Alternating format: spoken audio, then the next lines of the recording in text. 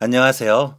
또래치고 젊은 나이에 그것도 가진 것도 없고 배운 것도 없는 제가 지금은 남부럽지 않게 사는 것을 보면 주변에서 자꾸 물어보더라고요. 너는 대체 어떻게 그렇게 잘 나가? 혹은 에이, 부모님이 도와주셨겠지. 등등 제 성공의 비결에 대해 많이 궁금해도 하시고 이야기도 해요. 그럴 때마다 사실 저는 무슨 말을 해야 할지 잘 모르겠어요. 제가 지금은 다양한 나라도 돌아다니고 좋은 차와 좋은 집에도 살고 있지만 얼마 전까지만 해도 그런 사람이 아니었거든요.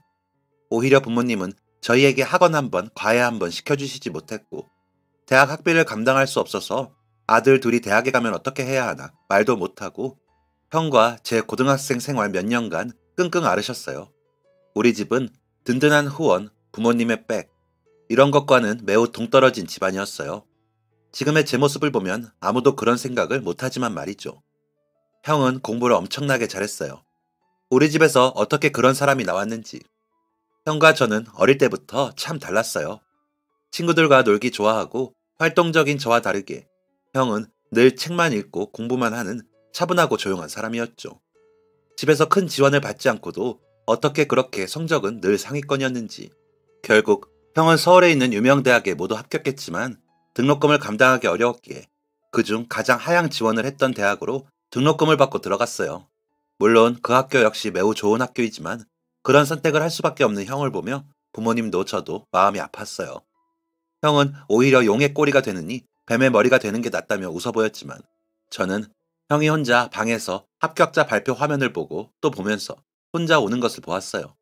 자신의 노력으로 이뤄낸 것을 주변의 상황 때문에 저버려야 했을 때 형 역시 19, 그 어린 나이에 얼마나 속상했을까 싶어요.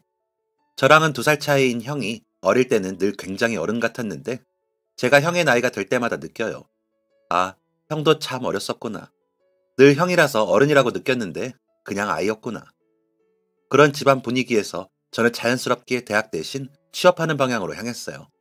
사실 저는 어릴 때부터 미술을 굉장히 좋아했어요.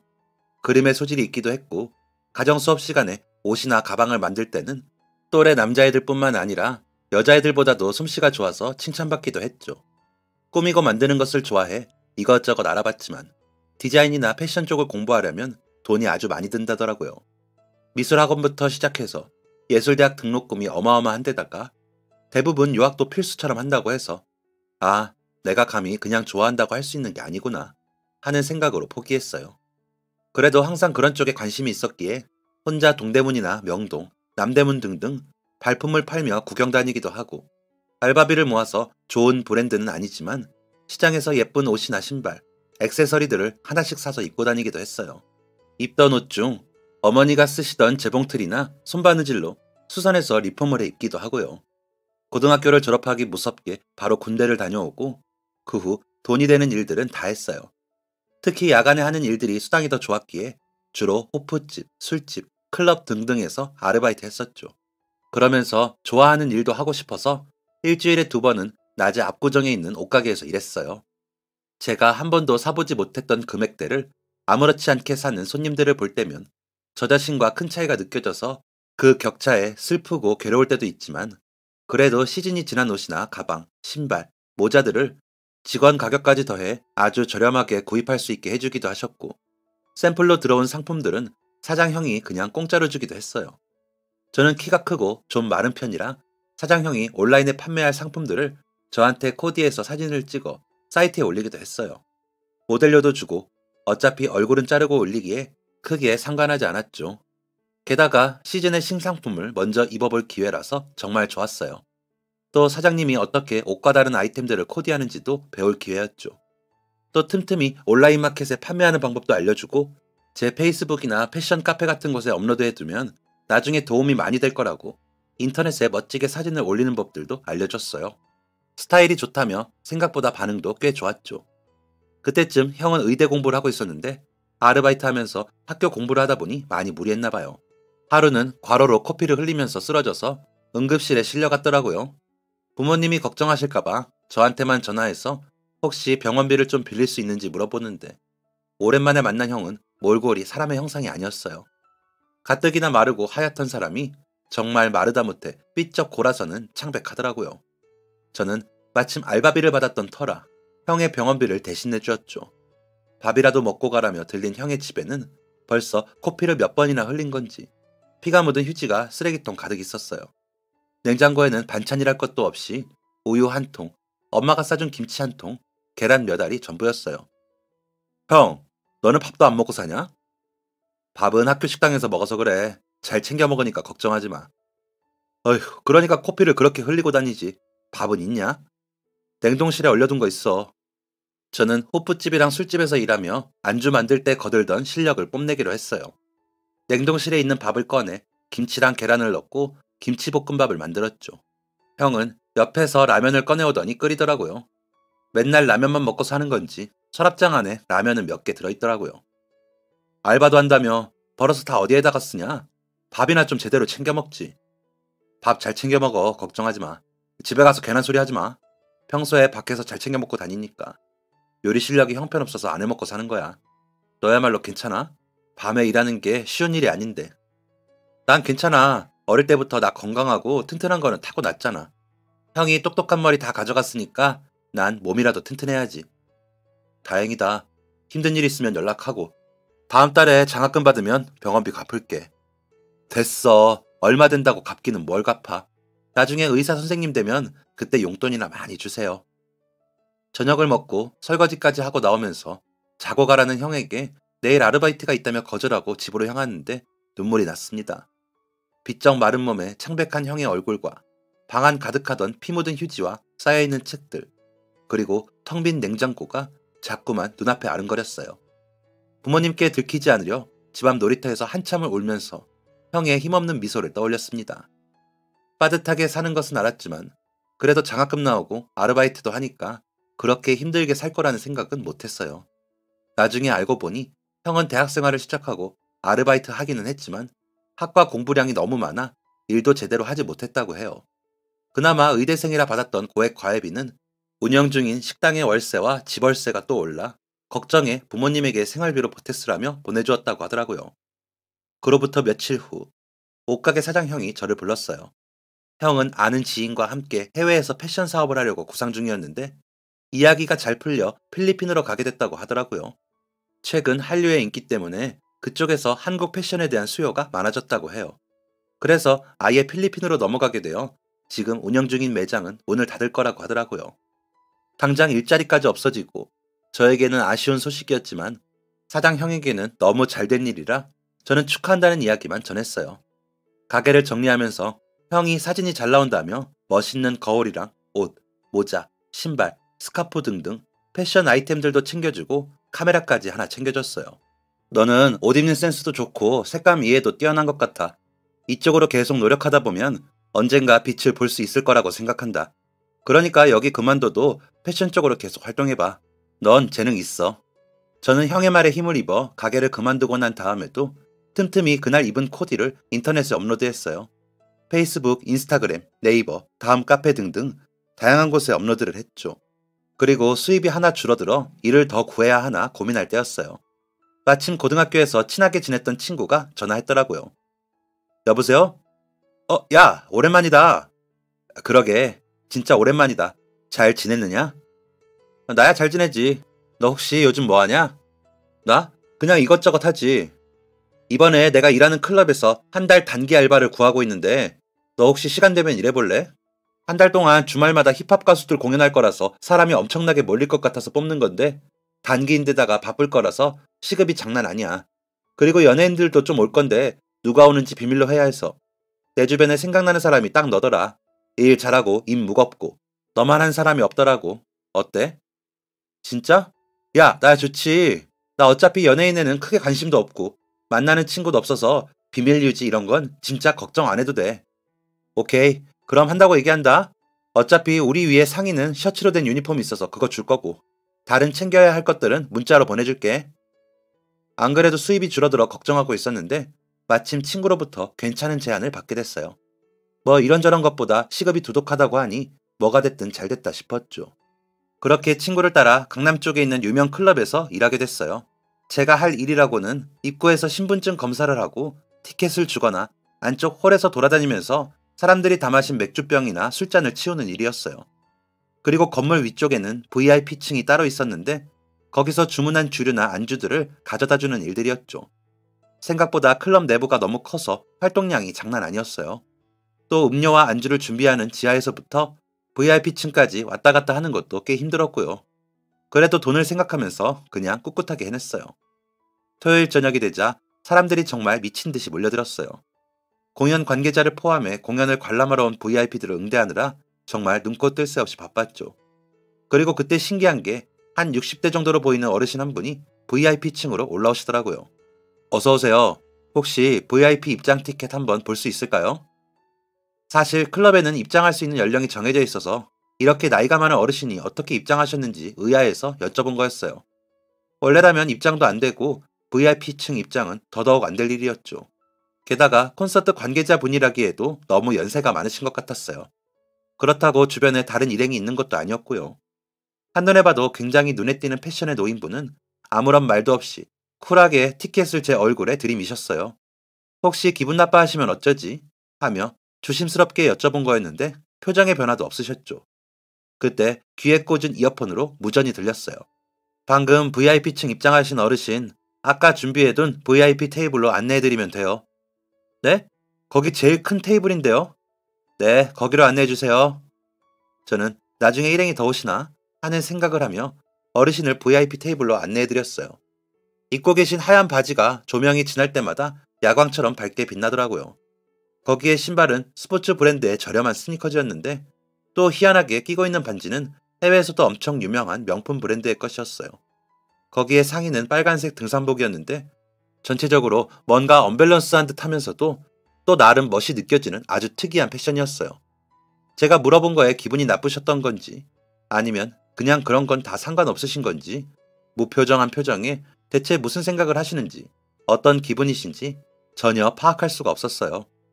자리를 안내해드리고 아래층으로 내려오니 바에서 방금 그 어르신께 가져다 드리라며 술이랑 얼음, 술잔, 그리고 젤리 몇 개를 준비해 두셨더라고요. 제가 더 놀랐던 건 가장 좋은 테이블에 그것도 가장 바쁜 토요일 밤에 주문하신 술이 저희가 파는 것 중 가장 저렴한 술이었다는 거예요. 이거 맞아요? 맞아, 그거 올려다 드리면 돼. 그렇지만 이거... 그니까... 아니, 지금 제일 피크 타임인데 게다가 저렇게 넓은 테이블에 이거 한 병이 말이 돼?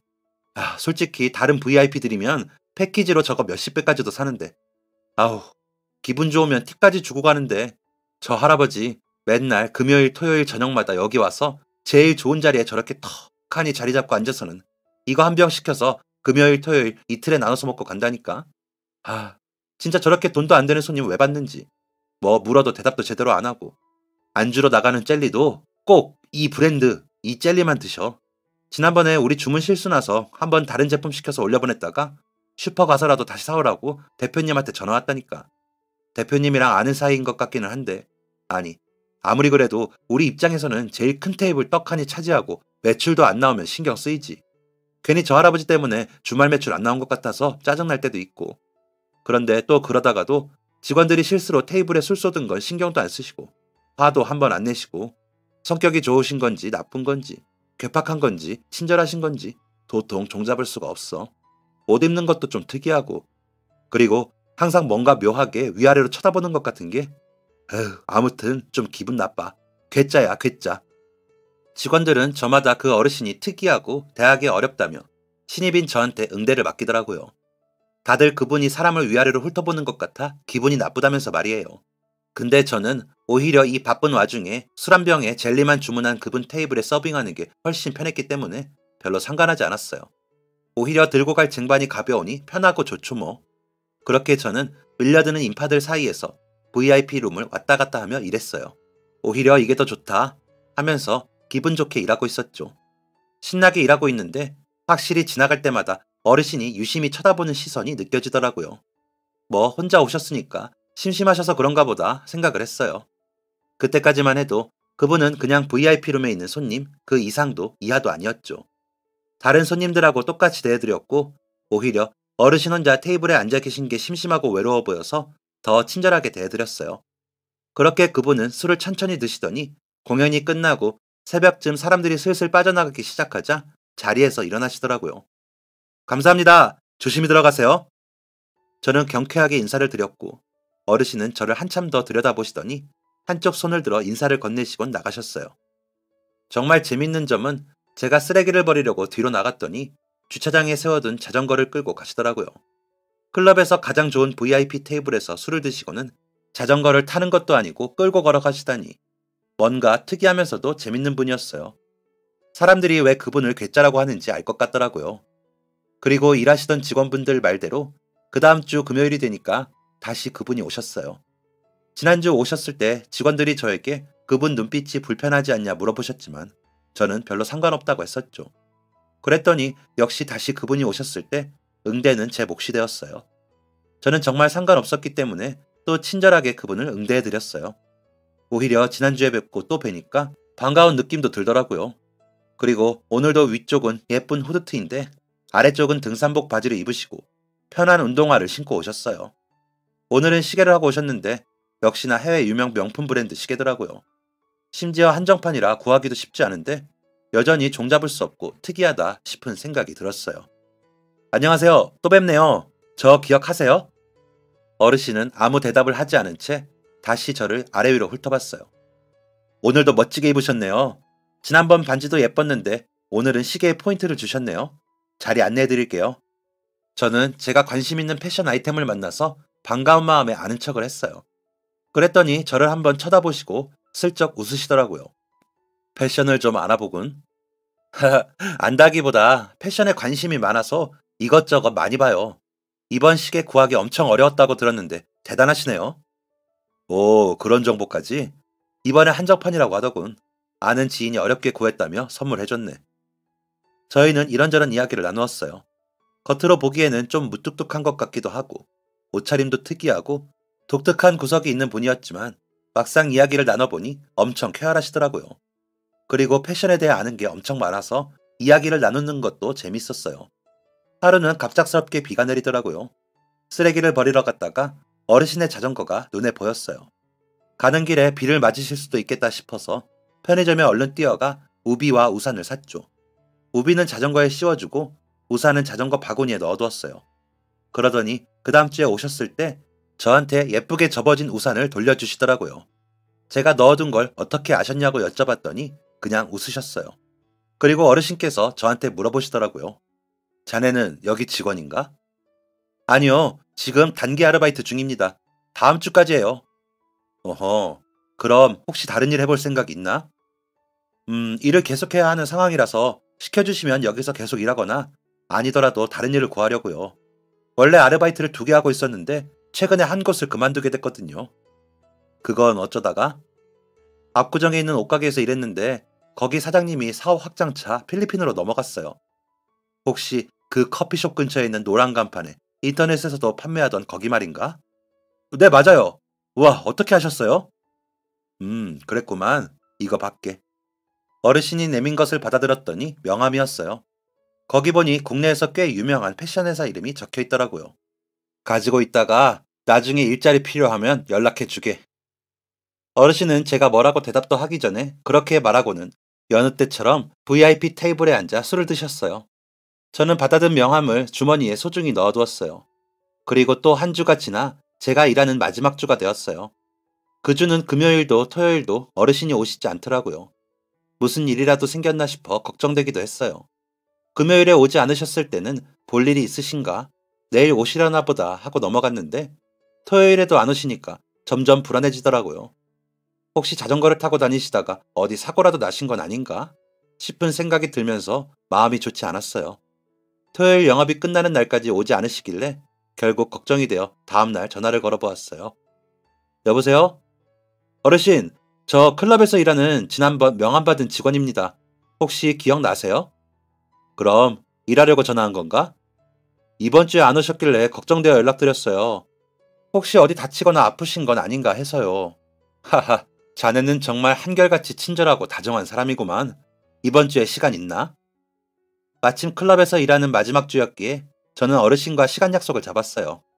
성수동 쪽에 한 카페로 오라고 하시더라고요. 그리고 약속 당일 카페로 나갔더니 하얀 백발에 후드티, 청바지를 입고 있으신 어르신이 보였어요. 안녕하세요. 오랜만에 뵙네요. 잘 지내셨어요? 저는 반갑게 인사를 했고 어르신은 어떤 커피를 마실지 물어보시더라고요.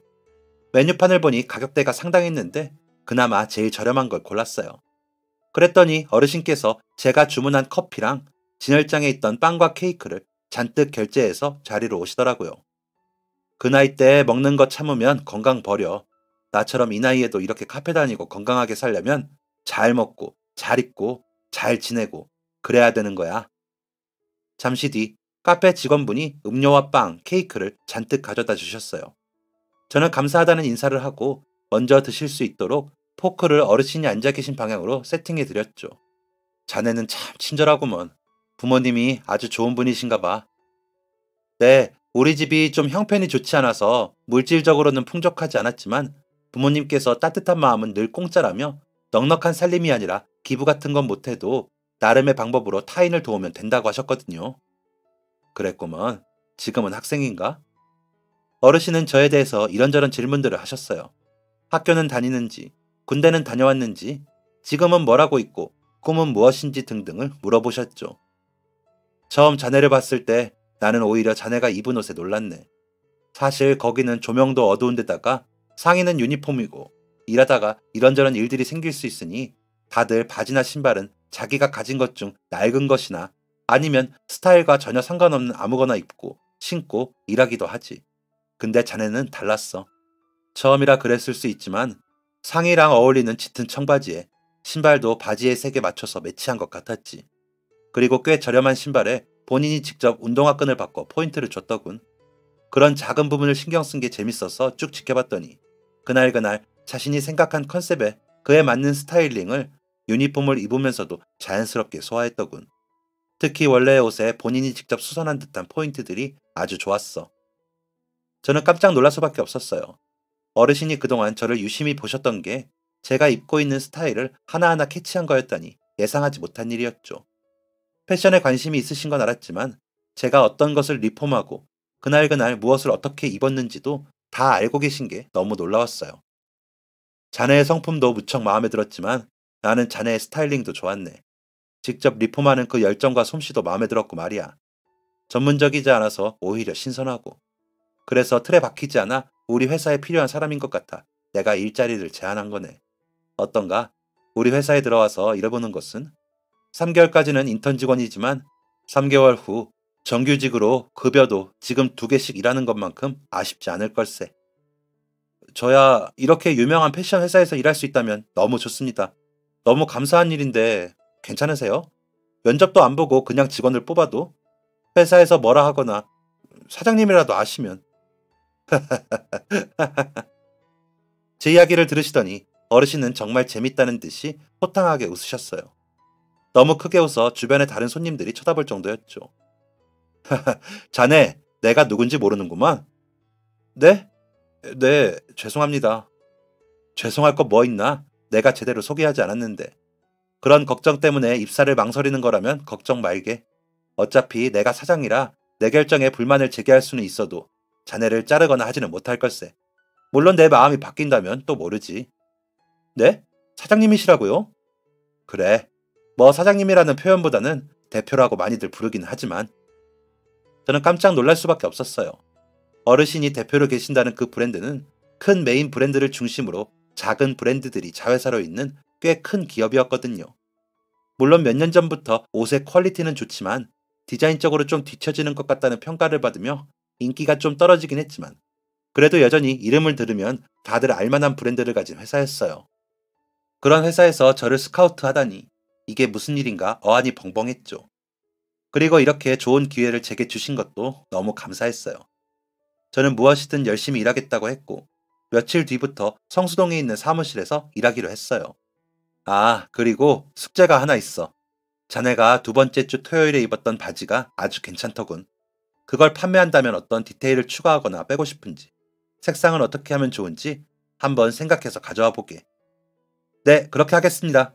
감사합니다. 정말 감사합니다. 그리고 혹시 실례가 안 된다면 남은 빵이랑 케이크를 제가 포장해 가도 될까요? 저희 형을 좀 가져다 주고 싶어서요. 내가 여기서 자네한테 카드를 주고 사고 싶은 걸 사가라고 해도 자네는 눈치가 보여서 실컷 사지도 못할 테니 기다려 보게. 그러더니 어르신은 카운터로 가서 제가 앉은 테이블을 가리키고 직원과 이야기를 나누시더니 자리로 돌아오셨어요. 포장해 갈 수 있게 직원이 챙겨줄 걸세. 그럼 우리는 첫 출근 날 보세. 그러더니 어르신은 손을 흔들어 인사하시고는 카페 앞에 세워진 자전거를 타고 가셨어요. 잠시 뒤 직원분이 와서 제가 앉은 테이블 위에 올려져 있던 빵과 케이크를 가져가서 포장해 주셨는데요. 다시 돌아오실 때 가져오신 빵과 케이크가 양손을 가득 채울 정도의 봉지더라고요. 대표님이 결제하고 가신 거예요. 그리고 이건 양손 무거우니까 갈 때 택시 타고 돌아가시라고 주고 가신 현금입니다. 저는 손에 봉투까지 받아서 들고 양손 가득 빵과 케이크를 들고 나왔어요. 그리고 형에게 연락해 자취집에 방문했죠. 형 역시 제 손에 들린 것들을 보니 깜짝 놀랐어요. 이게 다 뭐야? 오늘 면접 봤는데 거기 대표님이 사주셨어. 저는 무거웠지만 오는 길에 대중교통을 타고 왔어요. 그리고 대표님이 주신 돈으로 형을 위해 치킨을 주문했어요. 그날 밤 저희 형제는 정말 오랜만에 맛있는 음식을 잔뜩 먹고 밤새 밀린 최근 이야기부터 오랫동안 묵혀왔던 어릴 때의 옛 추억들까지 회상하며 대화하다 기분 좋게 잠이 들었습니다. 그리고 다음날 형을 설득해 부모님을 뵈러 갔어요. 남은 돈으로는 오랜만에 약국에서 부모님 영양제를 구입해서 식당으로 찾아갔습니다. 밤낮이 바뀐 생활을 하느라 한 집에 살면서도 얼굴 볼 일이 잘 없었는데 오랜만에 보는 아들들을 두 분 다 무척 반가워하셨어요. 정말 오랜만에 온 가족이 둘러앉아 밥도 먹고 제가 유명 패션 회사에 취업이 되었다는 이야기를 해드렸더니 너무 잘 됐다고 축하한다고 기뻐해 주셨어요. 그리고 집으로 돌아와 출근 전날까지 대표님이 내주신 숙제를 열심히 했어요. 제가 가진 것에서는 표현할 수 없었지만 이건 상상이니까 원하는 원단, 패턴, 색상, 사이즈 등등 제가 진짜로 만들어내고 싶었던 바지를 마음껏 디자인했죠. 그러면서도 해당 브랜드를 이용하는 고객의 연령을 생각해서 너무 부담스럽지 않은 가격대로 나올 수 있는 바지를 기획했어요. 출근 첫날 편하게 입고 오라는 대표님의 연락에 저는 정장 대신 제가 평소 좋아하는 스타일로 차려입고 회사로 갔습니다. 회사는 패션 회사라 그런지 입구에서부터 다양한 옷을 입은 사람들이 있었어요. 정장을 입은 사람도 있었고 캐주얼이지만 잘 차려입은 분들도 있었고 또 완전히 추리닝 스타일로 편하게 입은 사람들도 있었죠. 이런 게 패션 회사구나 감탄하면서 전날 대표님이 이야기해주신 층으로 올라갔어요. 제가 올 것을 알고 일하고 계신 직원분들이 제 자리까지 마련해 두셨더라고요. 이렇게 큰 회사의 사무실에 내가 앉아있다니 다시 생각해도 꿈만 같았습니다. 숙제는 가져왔겠지? 갑자기 뒤에서 불쑥 나타난 대표님이 이야기하셨어요. 저는 직접 만든 바지와 그림과 글씨가 잔뜩 들어간 스케치북을 들어보이며 자신있게 대답했습니다. 그러더니 그럼 바로 가자며 직원분들과 함께 회의실로 저를 데려가셨어요. 그리고 제가 준비해온 것을 편하게 이야기해보라고 하셨는데 회사에서 이런 발표를 한다고 들었지만 저에게는 모든 게 처음이라 잔뜩 긴장했어요. 그랬더니 앞에 직원분께서 그러시더라고요. 그냥 여기 있는 저희가 다 친구라고 생각하고 편하게 이야기하시면 돼요. 진짜 편하게 해도 돼요. 그 이야기를 듣고도 여전히 떨렸지만 제가 디자인한 바지와 스케치북에 그려진 그림, 글씨들을 설명하기 시작했어요. 예전에 옷가게에서 일할 때 고객들에게 옷을 설명하던 것과 같은 거라며 마음을 가라앉히며 차분하게 설명을 이어갔습니다. 긴장이 좀 풀리기 시작하니 웃음도 나오고 농담도 조금씩 생각나더라고요. 그렇게 저의 어설픈 첫 발표가 끝나고 많은 분이 어떻게 이렇게 잘하냐며 칭찬하셨어요. 방금 출근한 직원 같지 않다며 놀라워하셨죠. 그리고 한 직원분이 물으시더라고요. 혹시 다음 카페에 스타일 사진 올리시지 않으세요? 저는 깜짝 놀라 얼굴도 공개되지 않았는데 어떻게 아냐고 여쭤보니 제가 올렸던 옷과 같은 티셔츠를 입고 있어서 알아챘다고 하셨어요. 근데 더 놀라운 건 그분들이 다들 제 페이스북과 카페 활동을 안다고 하시더라고요. 그게 저랑 동일 인물인 건 몰랐지만 평소 패션 쪽 정보를 수집할 때 제 스타일이 너무 인상적이라서 회의 자료로도 몇 번 쓰였다고 해요. 뭔가 다들 들떠서 저에게 그 사람이 맞냐고 너무 잘 보고 있다고 하시는데 갑자기 연예인이라도 된 듯한 기분이 들었어요. 그리고 다시 이어서 제가 디자인한 바지를 어떻게 상품화시키면 좋을지 이야기 나눴어요. 회의라고는 하지만 전혀 딱딱하거나 불편한 분위기도 아니었고 다들 자신의 의견을 적극적으로 제시하며 의견을 조율해 나갔죠. 그리고 나중에 알게 된 사실인데 저희 팀에는 저 말고도 특이하게 입사하게 된 분들이 더 계셨어요. 한 분은 대표님이 자주 가는 제가 일했던 클럽에 놀러 갔다가 스카우트가 되었다고 하더라고요. 대표님께서 그 클럽 가시는 이유가 인재도 찾고 스타일도 보려는 거예요. 워낙 유명한 곳이다 보니 거기 오는 사람들은 다들 스타일도 잘 차려입고 오고, 아무래도 저희 브랜드가 타겟으로 하는 연령대의 사람들이 오는 곳이다 보니 요즘 사람들은 어떤 스타일에 관심이 있고 음악, 취향 등등 전체적인 그 세대의 특징들을 찾으려는 거죠. 거기 클럽 사장님이 대표님 아는 동생분이신데, 젊을 때 모델 일을 하다가 다리를 심하게 다치신 후부터 바텐더로 일하면서 항상 클럽을 차리고 싶어 하셨대요. 먼저 자수성가한 대표님이 크게 투자하셔서 그 덕에 그렇게 좋은 자리에서 클럽을 운영하실 수 있게 된 거죠. 그래서 항상 가면 극진히 대우받으세요. 저희도 직원이라고 말하면 입장료도 공짜예요. 그리고 클럽 외에도 젊은 친구들이 많이 모이는 곳이라고 하면 어디든 가신다고 하셨어요. 전국적으로 유명한 축제들도 다니고 가끔 대학가 근처를 돌아다니며 아이디어를 얻기도 하신다더라고요. 트렌드를 따라가기 위해서 그냥 학력이 좋은 디자이너보다는 그게 아니라도 패션에 관심이 많고 스타일이 좋고 센스가 좋은 직원들을 찾아 직접 채용하기도 하고요. 그냥 특이한 옷에 자전거를 타고 다니는 괴짜 노인이라고 생각했는데 알면 알수록 일에 대한 열정도 뛰어나고 정말 멋진 분이셨어요. 그리고 제게 기회를 주신 것에 보답하기 위해서 저 역시 입사 후 정말 열심히 일했어요. 또 제가 디자인해서 최종 판매가 결정된 상품은 회사 명의가 아닌 제 이름으로 디자인 특허를 내주셨어요. 아무리 회사에 소속되어 있다고 하더라도 그것은 제 개인의 작품이기 때문에 당연한 거라고 하시면서요. 그리고 시즌마다 판매를 추적해서 디자이너별로 매출이 좋았던 상품에 대해서는 인센티브까지 챙겨서 주셨죠. 의상은 디자인과 마케팅이 중요하다며 항상 각별하게 생각해 주시고 챙겨 주셨어요. 그리고 그렇게 해주시면 해주실수록 저 역시 더 잘하고 싶고 보답하고 싶은 마음이 들었죠. 그래서 우리 회사 옷을 적극적으로 활용해 스타일링하며 페이스북과 인스타그램, 인터넷 카페 등에서 열심히 활동했어요. 그러다 보니 제가 올린 사진을 보고 구입을 하는 사람들도 늘어나더라고요. 어느새 인터넷에서도 제가 꽤 유명한 사람이 되어서 다들 제가 입은 옷 정보를 알고 싶어 하고 스타일을 따라하고 싶어 했어요. 덕분에 회사에서는 더욱 사랑받는 직원이 되었죠. 회사에서는 제게 모델료와 마케팅 비용까지 따로 지급해줬어요. 특별 코드를 만들어서 제가 올린 사진을 보고 구입해서 생긴 매출에 대해서 또 인센티브를 챙겨주셨죠. 덕분에 저는 예전의 옷가게와 시급, 야간 수당을 위해 일하던 곳들과는 비교가 되지 않을 정도의 수익을 벌었어요. 통장에 찍히는 금액을 볼 때마다 이게 정말 내가 번 돈이라고 믿을 수 없을 정도였죠. 회사는 직급이 없이 팀으로 일하던 곳이었지만 제 대우는 웬만한 상사분들보다 좋았어요. 우리 부서에서 저와 비슷한 스타일을 추구하는 분들을 따로 모아 MZ세대를 겨냥한 트렌디한 의류 라인을 제작하는 팀을 아예 만들어 주셨죠. 그 중에서도 제가 가장 어리고 최근에 입사한 직원이었지만 다들 저를 아껴주시고 사랑해주시고 제가 들어온 덕분에 저희 브랜드가 이미지를 회복했다며 늘 저를 복덩어리라고 부르셨어요. 그 덕에 저는 형의 등록금도 보탤 수 있었어요. 형은 부담스러워서 받지 않겠다고 한사코 말렸지만 저는 형이 의대를 잘 졸업해야 저희 집안이 다 살아나는 거라고 설득했어요. 입사한 지 2년을 채울 무렵 필리핀으로 넘어간 예전 옷가게 사장 형에게 연락이 왔어요. 최근 제가 인터넷에서 좀 유명해지면서 제가 입은 옷을 따라하고 싶어 하는 친구들이 있다고 하더라고요. 그러면서 한류에 대한 관심과 한국의 스타일을 원하는 필리핀 젊은 세대들의 설문조사를 통계로 만들어서 저에게 이메일로 보내줬어요. 저는 여러 팀원과 회의를 거치고 많은 사람과 이야기를 나누었어요. 그리고 마케팅 담당자분이 이 사실을 대표님에게 전달해 드렸죠. 대표님은 몇 주를 깊이 고민하시더니 제가 속해 있는 라인을 먼저 수출해보자고 하셨어요. 마침 그 나라에서 의류 사업을 하는 사장형이 있는 덕분에 저희는 사장형이 운영하는 가게에 먼저 소량으로 판매를 진행하기도 했어요. 처음에는 나쁘지 않은 정도의 반응이었지만 K-팝 열기가 뜨거워지고 한국의 드라마, 영화, 아이돌 인기가 많아지면서 매출량이 급속도로 늘어갔어요. 그리고 이 기세를 몰아 저는 마케팅의 일환으로 아이돌들에게 의상을 협찬해주면 어떠냐고 제안했어요. 회사에서는 그래 한번 해보자고 하였고 저는 그동안 일하면서 알게 된 지인들을 통해서 협찬을 위해 여기저기 연락을 돌렸어요.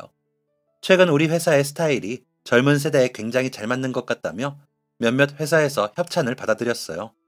공항 입국할 때나 필리핀에서 콘서트나 팬미팅을 할 때 협찬했더니 매장은 품절에다가 본사 홈페이지까지 찾아와 혹시 국제 배송은 안 되냐고 물어보더라고요. 이 덕분에 우리 회사는 본격적으로 해외 진출을 진행하게 되었고 필리핀뿐만 아니라 베트남, 중국, 대만 등 한류에 대한 관심이 있는 여러 국가를 목표로 프로젝트를 진행했어요. 그렇게 제가 입사한 지 5년이 되어갈 때쯤 저는 회사에서 유명한 인물이 되어 있었어요. 저희 브랜드의 젊은 세대를 담당하는 라인의 팀장인 것은 물론 마케팅과 해외 부서와도 협업하며 다양한 프로젝트들을 성공시켰거든요.